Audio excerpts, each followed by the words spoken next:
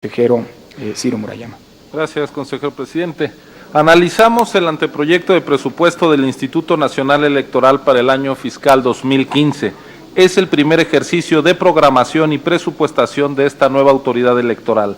Este anteproyecto cristaliza el cumplimiento de las nuevas atribuciones constitucionales del INE y también incluye los recursos que garantizan el buen desarrollo del proceso electoral que tendrá su momento clave el primer domingo de junio de 2015. Como sabemos, la reforma constitucional y a las leyes secundarias en materia política electoral le han dado al INE 74 nuevas atribuciones, algunas de ellas muy relevantes y pertinentes. Con el propósito de evitar que la democracia como un ejercicio entre ciudadanos en igualdad de derechos devenga en plutocracia y que el dinero altere las condiciones de la competencia electoral y lesione la equidad en la contienda, incluso para atajar la llegada de dinero de origen delincuencial a las campañas, el legislador diseñó un sistema de fiscalización nacional mucho más exhaustivo, expedito y riguroso. Ahora, esta autoridad no solo se quedará en el plano federal de revisión de los ingresos y egresos de los actores políticos, sino que habrá de revisar las cuentas y comprobar el origen de los recursos y el destino de los gastos de quien busque una alcaldía, una diputación local o una gobernatura. Si en 2009 el IFE fiscalizó las campañas de quienes aspiraron a uno de los 300 lugares de mayoría relativa en la Cámara de Diputados, ahora no solo indagaremos de esas actividades, sino también de las campañas a los 1,659 cargos de elección popular en las 17 entidades donde habrá votaciones el año próximo. Un total de 1,959 contiendas que hay que multiplicar por los candidatos de 10 partidos políticos nacionales, más los partidos políticos locales, más los candidatos independientes, y a eso hay que agregarle todas las precampañas.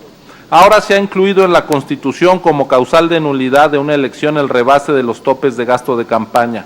Por eso la fiscalización no será un mero acto ex post a las campañas, sin consecuencias sobre la calificación de la elección, sino un proceso a lo largo de todo el periodo de proselitismo, día a día, operación por operación, del uso de los recursos por parte de los partidos y candidatos. Fiscalización que tendrá que concluir en apenas 40 días posteriores a la elección. Otras novedades importantes incluidas en la reforma electoral de 2014 consisten en la creación de 2 unidades técnicas más en el INE, la de vinculación con organismos públicos locales y la unidad técnica de lo contencioso electoral. Destaca en la ampliación de derechos el que nuestros connacionales que residen en el extranjero puedan obtener allá su credencial para votar con fotografía, para lo que se destinarán 65 millones de pesos. Así, una fiscalización igual de exigente en todo el país para las elecciones en los 3 órdenes de gobierno y la ampliación de los derechos políticos de los migrantes no pueden quedar como una mera norma programática más de las contenidas en la Constitución.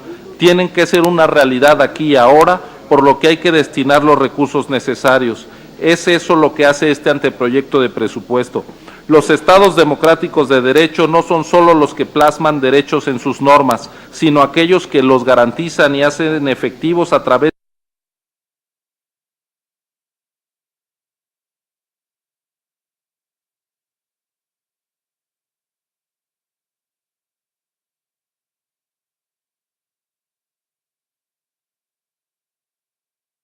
al servicio de los derechos de los ciudadanos, en este caso de los derechos políticos de los ciudadanos. Es la ampliación de derechos, la fiscalización más exigente, el tener un sistema de partidos con rendición de cuentas más claras, lo que hace que crezca el presupuesto base que se propone. Pero también este anteproyecto refleja una decisión institucional de presupuestar y ejercer los recursos con mayor disciplina, apego al rigor administrativo y cumplimiento de las obligaciones legales en materia laboral. Cabe decir que estamos proponiendo regularizar la situación de 5,609 trabajadores que vienen laborando en los módulos de atención ciudadana, donde se hace el trámite de obtención y reposición de la credencial para votar con fotografía. Históricamente, ese personal se fue adscribiendo a proyectos institucionales del IFE, no a su presupuesto base, lo que implicó que fueran contratados bajo la figura de honorarios eventuales, refrendables cada mes, por lo que nuestros trabajadores de menores ingresos, que apenas perciben 6,000 pesos al mes y laboran de lunes a sábado, no contaron con acceso a la seguridad social, ni tuvieron cobertura médica, ni protección por enfermedad o prestaciones como la baja maternal. Para decirlo coloquialmente, teníamos a la tercera parte del personal en la informalidad laboral, lo cual es inaceptable en una institución que está para garantizar derechos, no para vulnerarlos.